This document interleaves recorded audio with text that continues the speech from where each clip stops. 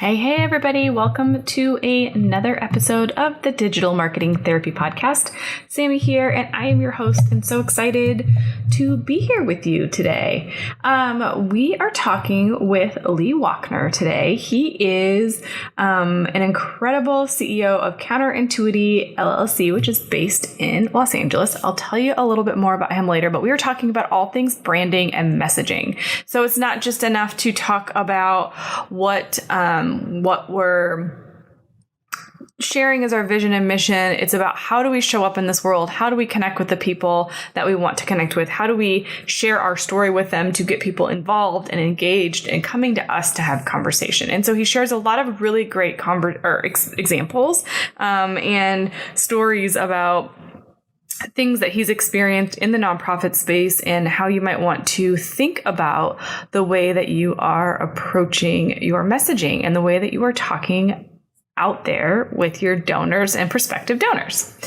So let me tell you a little bit about Lee. Lee Wochner is the CEO of CounterIntuity, LLC, a Los Angeles marketing agency devoted to social change. With more than 25 years of organizational consulting, both independently and with CounterIntuity for nonprofits, government agencies, Fortune 500 companies, and small businesses, Lee Wochner is highly regarded as a strategic leader and facilitator, able to help organizations grow and change.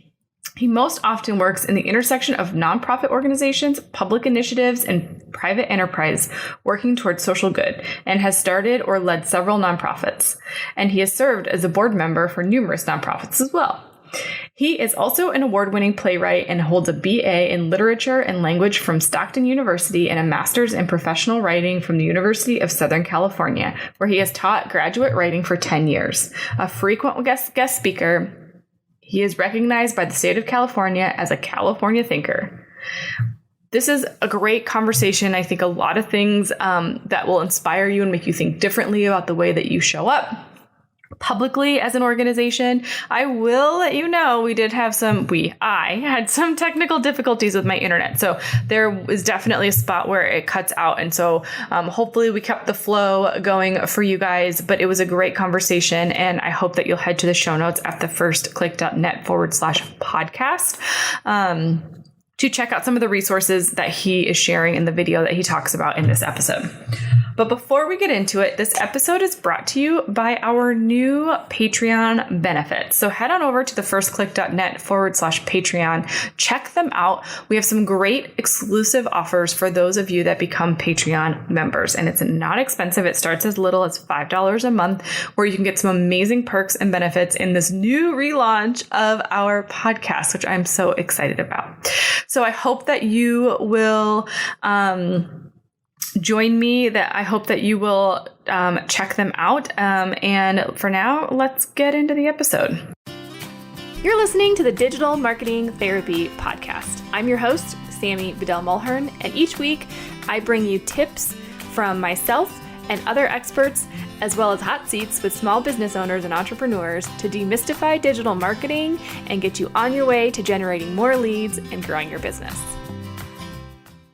Hi, Lee. Thank you so much for joining me on this podcast. I'm so excited to have you here and have a conversation all around branding and messaging. It's a pleasure to be here. Thanks for the invite. Yeah. Well, so I already told people a little bit about you and kind of what you do, but I would love for you to just give us your perspective on, branding and messaging and what that means to you and why you think that's so important. Because I feel like everybody kind of has their own little spin on branding and messaging. So branding and messaging are related. They're like cousins. But let me talk about the different strands of that family first. So branding is really your core identity. Branding is who your organization is out in the world, and it kind of determines everything. And if you think about even, let's say, supermarkets, right? So there's a Ralph's near us, and Ralph's is very different from Pavilions and from Gelson's and from Trader Joe's. So Trader Joe's has this funky, eclectic kind of we're a pirate ship motif. Mm-hmm. Ralph's is your middle class kind of supermarket. Pavilions. Gelson's is certainly high upscale, Whole Foods, et cetera, right? And so what they've done is they've branded and positioned themselves in different ways. And every organization, every company should do that. And when I was a boy growing up reading comic books, I could tell you at length the difference between Marvel Comics and DC Comics. Yes. And there you go, right? So there's an inherent identity there, and nonprofits have an inherent identity. Branding is the methodology by which you put your identity out in ways that people can immediately make sense of it and work with it. Because we live in an era when, let's say online, you have 4 seconds to make an impact. People had better be able to glean what you're about in those 4 seconds, or they disappear. And the stat that Google provides is on a mobile device, which is how most people go to the internet, like 70% of people visit the internet through their smartphone. If your site doesn't load and they don't understand it within 4 seconds, you lose 55% of the audience in those 4 seconds. So it's important. It's important to immediately put out who you are, what you do, why they should care, how you do it, et cetera, some sort of image and tagline so they can understand. Well, and I think for nonprofits, this looks like a vision and a mission statement, which most organizations have, but your branding takes it kind of to that next level, like elevates it to communicate more with your potential donors. Sammy, I'll tell you, I've sat on nonprofit boards since 1994, and I've run a couple of nonprofits.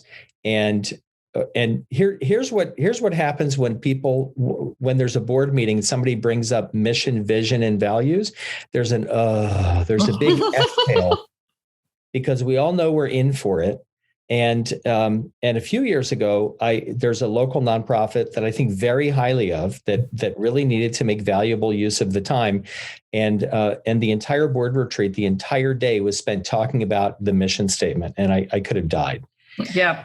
So my concern about those words, I know why they're valuable, but the discussion about mission, vision, and values feels a little 19th century for 2021, and I think. Nonprofits are different from for-profit organizations, right? From major corporations and sole proprietorships and all of that stuff. But if there's one thing we could pick up, it's if we thought more about branding, positioning, and messaging. And sure, we have a mission and a vision, and we certainly have values, but if we express them better through marketing terms and marketing methodologies, we would all be better off. Yeah, no, I agree with that, because I think I like to tie mission vision to your goals for the year so that you can gut check yourself so you don't get yourself in those situations of, well, should I take this opportunity or should I take that opportunity? Or should I take neither opportunity? I think having that is a great way to say no to things that you should be saying no to anyway. But I think for me, and correct me if I'm wrong, but I feel like branding is more about the conversation you're having with the world at large. Like, you're not going to go out there and say, our mission is, but the branding is the way that you connect to people and not the way that you get them to engage with you. So I guess my question is, do you feel like nonprofits, I think you've already alluded this to a little bit, but like, do you think that they need to put more of an emphasis on how they're branding their organization and what that looks like as they go out into the world to share their story? Well, I think so. And I think not just them, right? I mean, you won't find Aunt Jemima on your shelves anymore. Right. Because Aunt Jemima is not so attractive in 2021 in the marketplace. And so now it's called, I don't know, saw log maple or what. It's got some weird name now, Grainville, or I don't know what it's called. But Aunt Jemima is gone, and for good reason. And there used to be a chain of restaurants down south called Low Black Sambo's, and it was deeply offensive. And I believe they're gone. And hooray, right? So there's also the context of the environment in which you're in. And so your brand isn't going to stay fixed. And if you look at the history of Starbucks originally was the masthead of a ship. So that's what that woman is on the Starbucks cup. She was the masthead of the ship when it would come in, and she was full-breasted. And there was a lot of linotype in there, a lot of detail work. And over the years, because things evolve and change, she's now a little more discreet in her matrix. And they've cleaned it up. They've made it simpler and they've eliminated a lot of those lines because she's going to appear in lots of different formats, and people around the world need to be able to see it at a glance and make sense of it. And to give you the other great example, is Apple originally was started by hippies and was born in a way out of the Whole Earth catalog movement. And so it had a hippie look and it had that Lina type look. And then they got rid of that. And then they did an apple with a bite out. That's a pun, BYTE. Almost no one talks about bites anymore. And then it was colored. And now it's just the shape, right? And so these things evolve and change. And what that tells you is that there's an orientation in those organizations toward reflection and investigation. And that should apply to nonprofits as well, right? Whom do you serve? What is it that you do? Why should they care? What is the meaning we are trying to express? And then how can people get that quickly and understand? Because look, we're all susceptible to brands because it's a shortcut. We're wired for speed. That's what instincts are about, speed. And I am wired to, when I go to a certain place, to ignore all of the, Microsoft and PC stuff and gravitate toward the Apple stuff. And they did that to me over decades, and it worked. Well, and, this is something that just a couple of real life, because I don't live in a family of marketers. And so I had a very, very proud moment the other day when I was watching TV with my husband and we saw kind of the string of commercials that were coming out. And my husband literally looked at me and he goes, wow, there must be a lot of parents with kids our age that are watching this show, because everything was geared towards our demographic. And he picked up on that. And I was like, yeah, good job. Good for you. And then also the other example that I'll share really fast is just the fact that before my kids could read, they could still recognize McDonald's and Target and Nike. Like they knew those brands, Starbucks. And so we all kind of aspire at one point to be able to be one of those brands that doesn't even have to have our name on the logo. Like, if you could get to that level, right?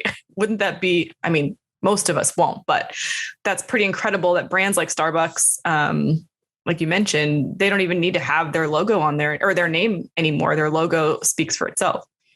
Well, they've also had the advantage of multi-billion-dollar advertising campaigns. Correct. So when I go to the gym, I can recognize Nike right away because they put billions of dollars behind that swoosh, which is really like a soft check mark. And I can recognize some other brands pretty quickly. And then I have to think hard about the ones you don't see anymore because I don't see Adidas very much. They've kind of gone away. Or Puma. When's the last time I saw Puma anywhere, right? Right. They've just kind of been eclipsed. Yeah. So one question I have for you then is, people are hearing this and they might decide to go like flip the pendulum. So now you're sitting in your board meeting and it's not talking about your mission, your vision, but it's talking about, well, do we want this color? Or do we want that color? So kind of what are the pitfalls that people might fall into when it comes to creating that experience and that brand within their organization? So I'm going to talk about optionality, and I'll send you. We haven't put it up yet, Sammy, but I'll send you a link to a video that I did, that we did here that we haven't launched yet. But because it's you, I'll show. Thank you. The video it makes the case better than I'm about to. I've done a lot of reading over the years about how the human brain works and what we're wired to do, right? Because we're still very much related to those forebears of ours who were out in the savannah afraid that a tiger would eat them, right? We're actually not that far removed from them. Mm-hmm. And so in our haste, what we frequently do is we close off all of the doors. And so what I mean by that is we get into a binary question and answer kind of thing in our mind. Should I do this? Yes or no, left or right, in or out, up or down. And see, those are all binary choices. And I'm involved in starting an endeavor here to tackle a social good. And right away, people were floating ideas for the name. And it just, do you like this name? Yes or no? Do you like that name? Yes or no? And really, it should be a little bit more like an improv game. actors in theater play yes and yes and is a great way to spark creativity. So you do an improv exercise about it. So if we were out with this name, what would happen? I would say Bill hates it. Well, oh yes, and here's why, right? And ironically, now you start role playing why Bill hates it or Bill likes it. But the other thing is, while I'm talking about optionality, rather than saying, let's say, okay, I want to tackle homelessness in Los Angeles, which I would really like to do, by the way. I'd like to be part of that. It's terribly distressing. Should I work on homelessness? Yes or no? And the answer is no. Busy, can't fix it myself, really time consuming. I don't have any expertise, right? And if you reorient that toward, if I wanted to be a part of solving homelessness, what could I do?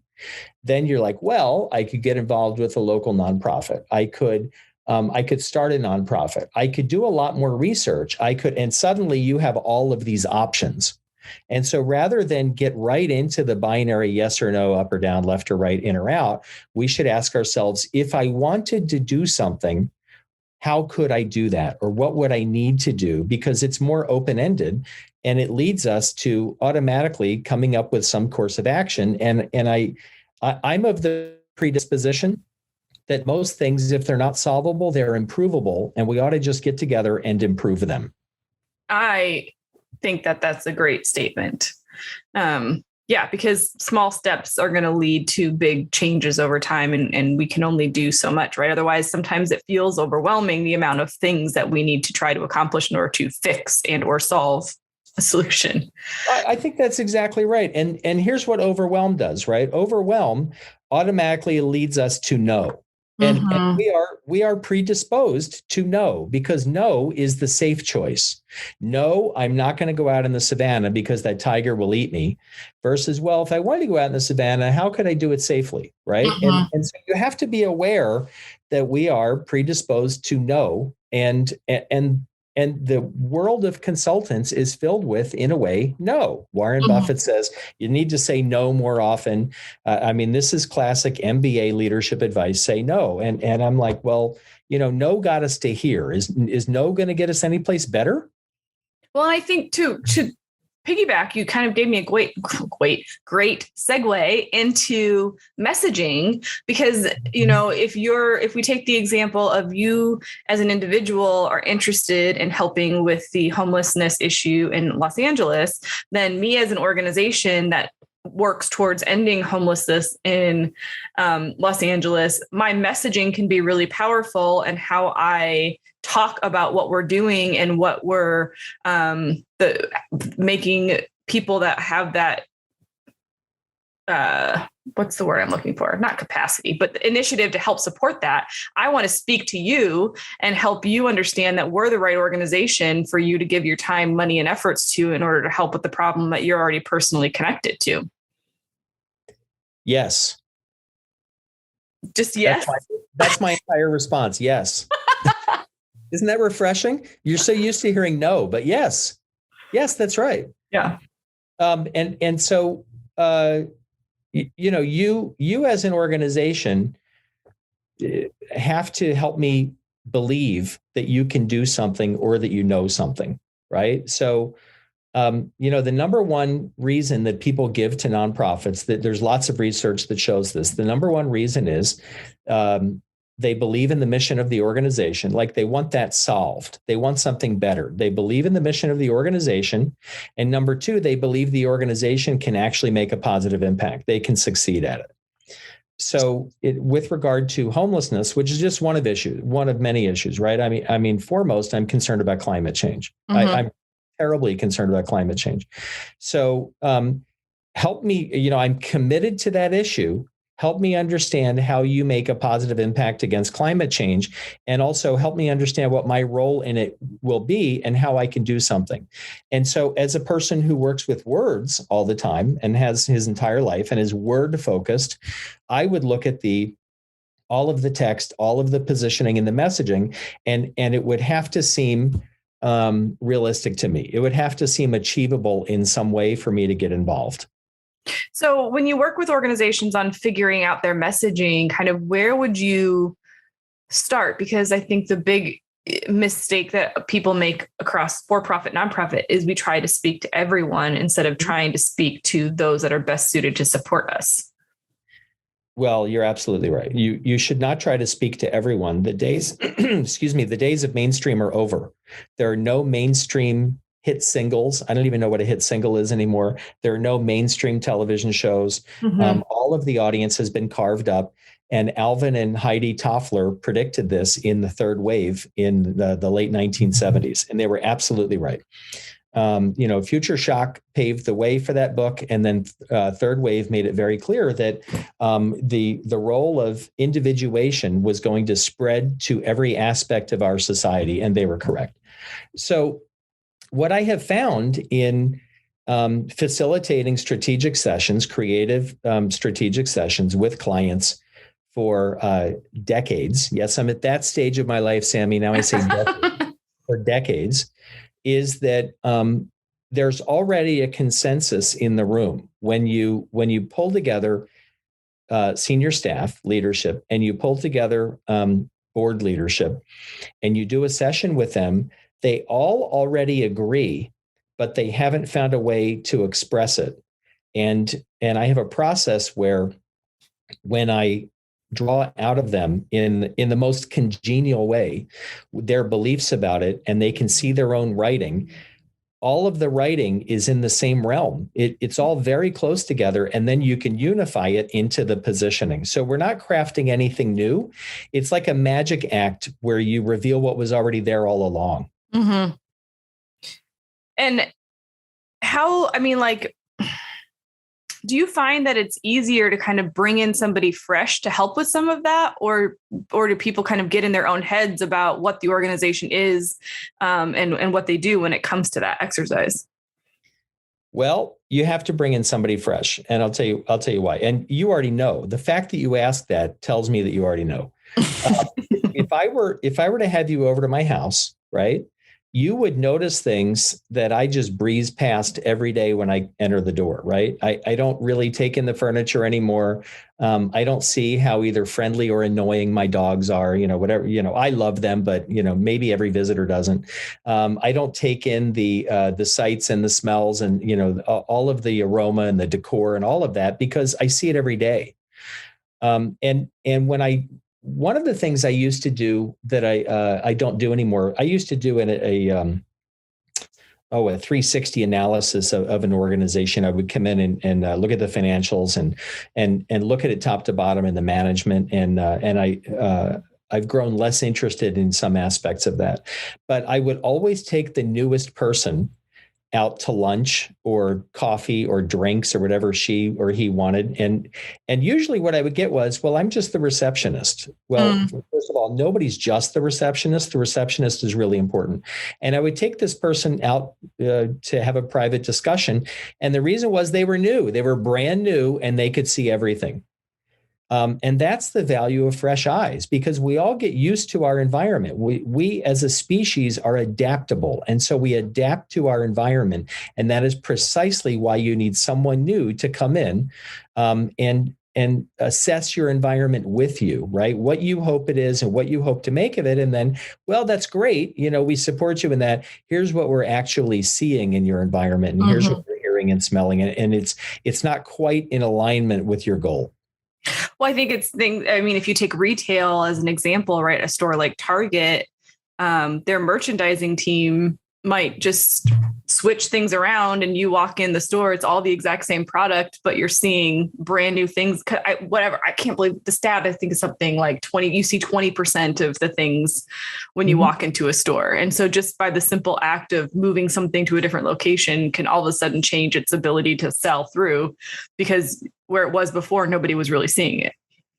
Exactly right. And we are wired toward unconscious behavior. And there are tricks and experiments you can perform to unwire yourself. But by the end of the day, you'll have a nervous breakdown. So I'm not recommending it, and particularly if you're spending the day with your kids.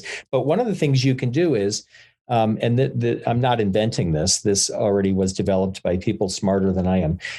If you spend the day using your non-dominant hand, so Write your notes with your non-dominant hand, open the doorknob with your non-dominant hand, cut your food with the non-dominant hand. By the end of the day, you'll be ready for heavy drugs because you can't even think straight anymore. And it tells you how much of your daily action is unconscious. And the reason it's unconscious is your brain is a huge computer processing all sorts of stuff all day long. So it has routed all of these shortcuts throughout itself for speed and efficiency. Yeah. So I want to jump back to when you talked about having conversation with your board about brand, vision, mission, and how we spend too much time on things. We talked a little bit about branding and not, spending too much time on that. So we want to find that balance so that we can take action. Mm-hmm. So, you've also talked about how, Starbucks and all these brands have changed their logo over time. So, kind of as we start to think about our messaging and our branding and how we go out into the world and who we're talking to and bringing in more donors and growing, like how often do you recommend brands take a look at all of those elements so that they're not also in a cycle of constant change? Well, that's an excellent question. When you get the sense that the context has changed, that the environment has changed, and the environment changes around us all the time. And I'll give you an example I'm using lately. Was it the 80s? Holy cow. There was a movie called Arthur with Dudley Moore. Mm-hmm. And Arthur was the lovable drunk. And it was hilarious. And I saw this in the movie theater. And, now the idea of a lovable drunk who drives around drunk and is a slopping mess is not so funny. The context has changed. Right?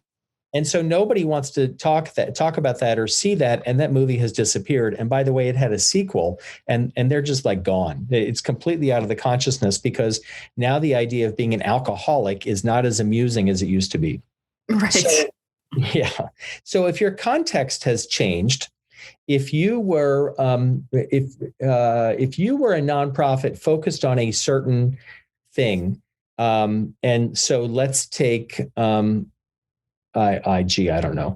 Let's take economic inequality, right? And right outside your doorstep, right in the radius around you, there's something going on that you haven't taken note of even.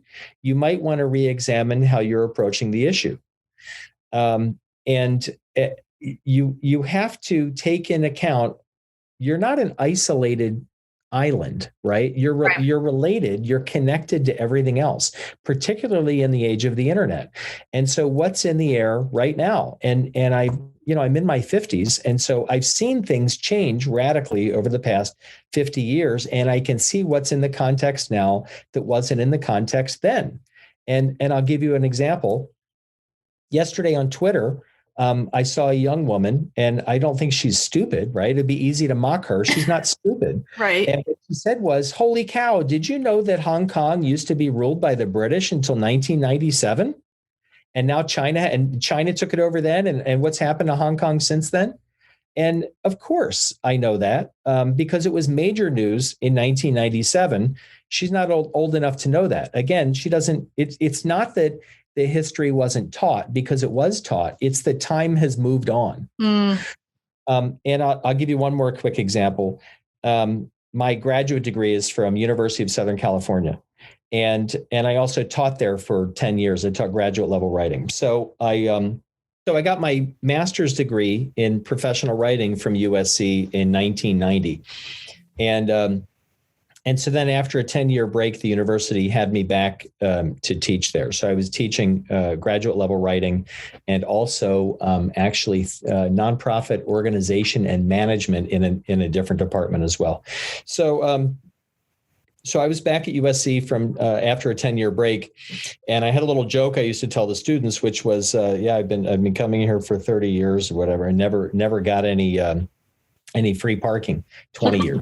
And finally, one of them said, well, you can park on, and I don't remember the name of the street. It might've been Jefferson. You can park on Jefferson for free. And I said, no, you can't. There's no free parking there. And he said, yes, there is. I said, no, there isn't. And then somebody else chimed in. Yeah, there is. And so, determined to be right, as so frequently we are, right? After class, I drove around there, and holy cow, there was all this free parking around. It was metered, but there was all this free parking. And of course, what had happened? What had happened was, in 10 years, you'll find this astounding to believe, things had changed. Right. And we don't take notice of how things change.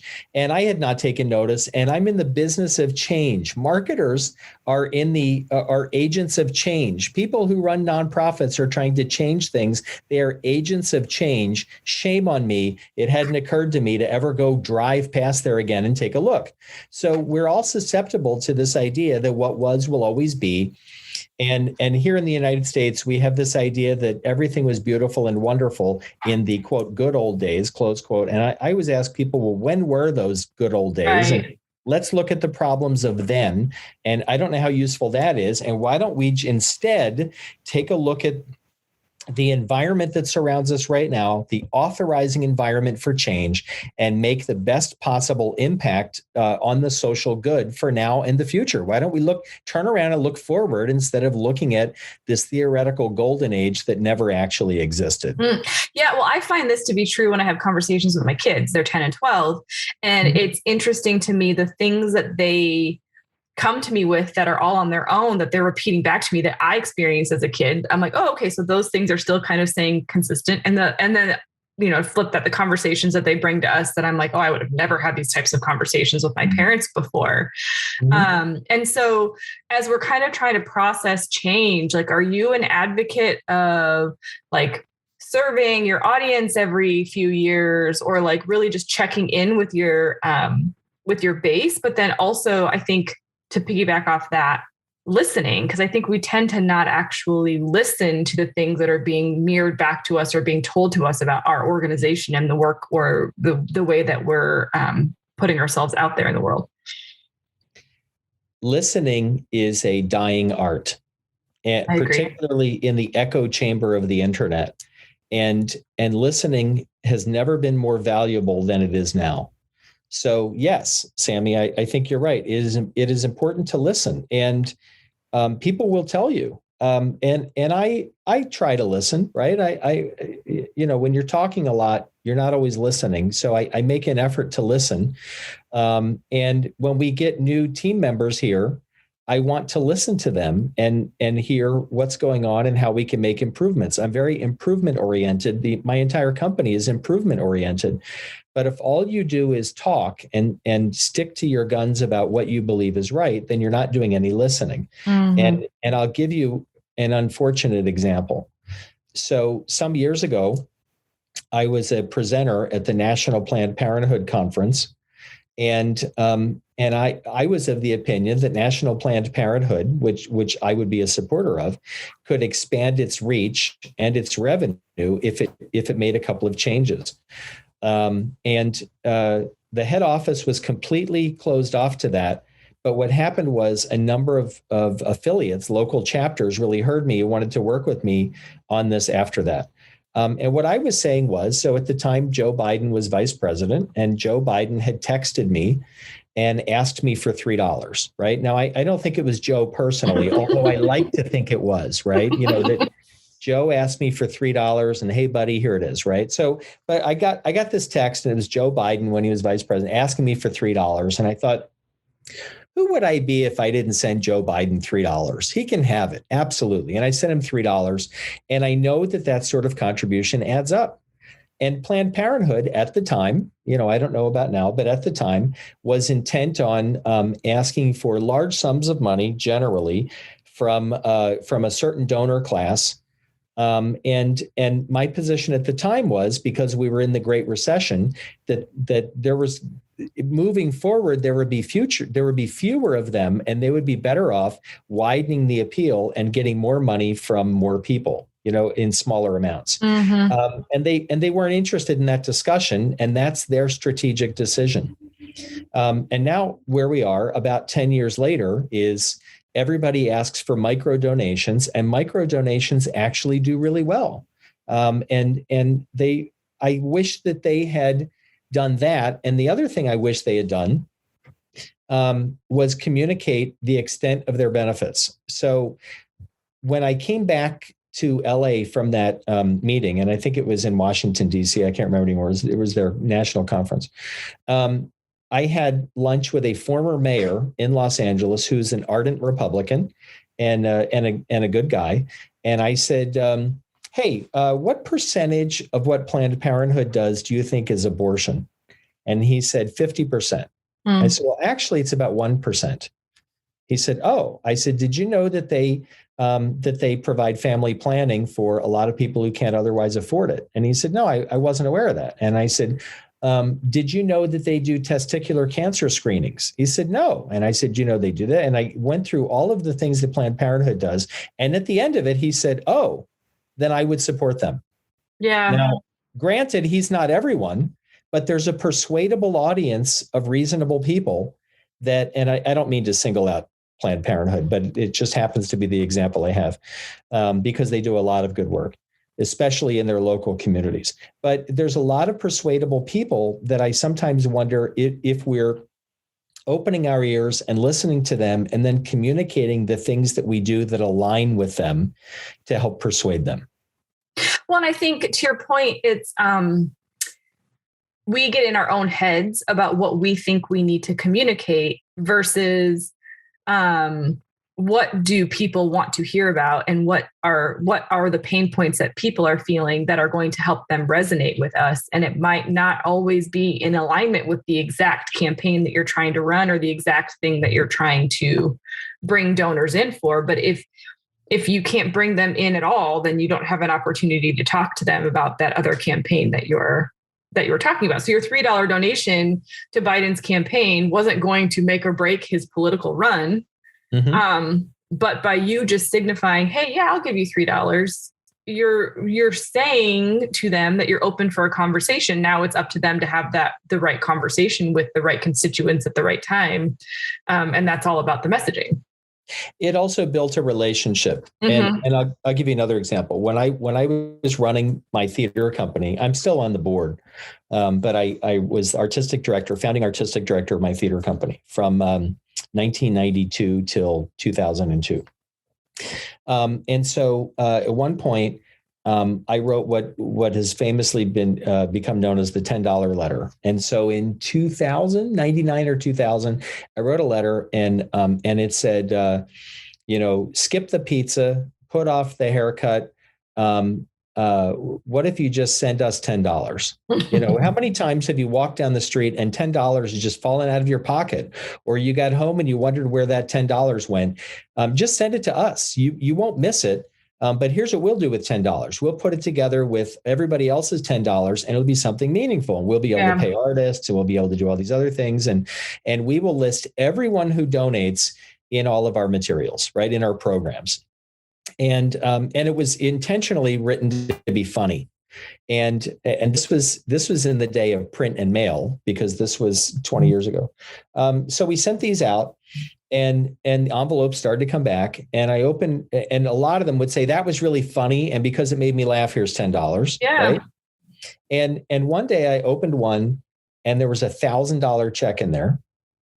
And then the next envelope I opened was someone I knew, and it was $3. And I don't know where she got $3. She was pretty broke, but she wanted to send something. Wow. And the idea that her name would be in the program was meaningful. And I'm not embarrassed to tell you I cried. I mean, I was very moved by that she sent $3, because then she could be part of the solution too. And of course, her name went in the program. Yeah, empowering people. Because sure. We all have our own reasons for giving. We all have our own reasons for attaching to the organizations we attach to. And no gift is too small, because I think the other piece for me with these $10 gifts that I love, and what's brilliant about what you're doing is we're building a database of people. And the more people really in fundraising, it's truly a numbers game, right? In sales in general, it's a numbers game. And so the more people that you can bring into your fold, that you can treat like amazing humans, that you can build relationships with, that you can share your mission and vision with and your messaging, then the higher percentages that those people are going to convert into bigger givers. We work with a nonprofit called Global Organ Donor Education Network, GODEN. Mm-hmm. And And I think their messaging is so great because what they say is being a donor is important, being an organ donor. And I'm an organ donor, not anytime soon, I hope, but I am an organ donor. And they say that's important, but that's just part of it. If you can share resources and education and spread the word and all this other stuff. And I think that's really great because it gets you into the fold. And I have a beloved family member who needed organs donated, and it saved his life. And yes, it is more than just sign up to donate your organs. There's more that you can do, and I think the messaging is really great. And I'll give you another example. We work with St. Vincent de Paul of Los Angeles. And right on their website, it says a Catholic volunteer organization that serves the poor and homeless of any religion for free. And they provide food and clothing and rental assistance and more. And they're just trying to help people up who need a break. And then they have a thrift store that helps sell things to cover that. And it's just all there. I mean, they make a big impact in their local community by helping people out. And I love the statement that yes, we are a Catholic organization. Yes, we are a volunteer organization. Yes, we serve the poor and the homeless of any religion for free. Mm-hmm. There's so much in there, and you'd have to be hard-hearted not to fall for that. I love that, and I was so proud to work with them. And so we're all I keep using the word environment. We're all in the same environment. We're all on the same planet. We're all connected. And we created all of these problems. There's no reason that we can't uncreate them if we just work together on solving them. Yeah. Well, I think there's been lots of amazing examples, and I'm truly inspired by this conversation. I think I hope a lot of organizations that are listening to this are inspired to kind of take a look at how they're putting their organizations out there to the public, how they're sharing what they do in ways that they can improve on that just to better serve their mission, not to be better people, but just because we need more of what they're doing, like you said, to unsolve the problems that we've already created. Yeah. What other kind of last thoughts would you like to leave organizations that are kind of reviewing and thinking about their branding and messaging? Most people are good people. We all know that, right? The crummy people are a narrow slice of humanity, and the crummy people get all of the press. And I used to be a newspaper editor, so I understand why they get all the press. And it's hard for us to see past that and see that most people are good people and most people want problems solved. And if you're in a nonprofit, if you're serving in executive leadership, if you are the quote unquote receptionist, which is a title I don't care for, but if you're public facing, if you're a board member, you're there to solve a problem. You're a good person who signed up for that mission, and you're going to devote your time, money, and energy to that. And what I would do is only encourage you. There are lots of solutions out there. There are ways you can make an impact, and people are absolutely committed to you. The question is, what can you do to help find them and inspire them even more so? And I wish you luck, and I think you should do that. That's incredible. Lee, I really, really, really appreciate you coming on to chat with us today and share your perspective. If people want to learn more about you and how you support nonprofits and change makers, how can they do that? You can find me on LinkedIn, Lee Wochner. You can go to the CounterIntuity website and see a slightly out of date photo of me, although I'm I don't know. I'm just, there's a reason. Aren't they all a little slightly out of date? Yeah. I work in the theater. I love the theater, and there's a reason I was never an actor.